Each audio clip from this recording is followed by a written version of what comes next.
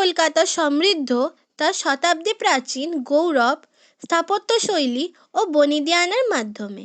সেই পুরনো কলকাতার এক 200 বছরের সমৃদ্ধ বনেদি বাড়ির কথা আপনাদের বলবো আজ, যার নাম বজ্রকিশোর ঠাকুরবাড়ি।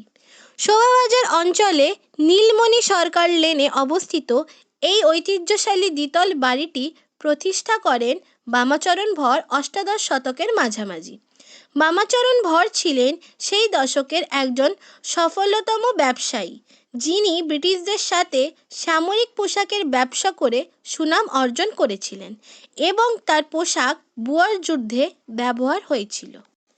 উত্তর কলকাতা সমৃদ্ধ তার শতাব্দী প্রাচীন গৌরব, স্থাপত্যশৈলী ও বনেদিয়ানার মাধ্যমে। সেই পুরনো কলকাতার এক 200 বছরের সমৃদ্ধ বনেদি বাড়ির কথা আপনাদের বলবো আজ, যার নাম বজ্রকিশোর ঠাকুরবাড়ি। শোভাবাজার অঞ্চলে নীলমণি সরকার লেনে অবস্থিত এই ঐতিহ্যশালী দ্বিতল বাড়িটি প্রতিষ্ঠা করেন বামাচরণ ভর অষ্টাদশ শতকের মাঝামাঝি।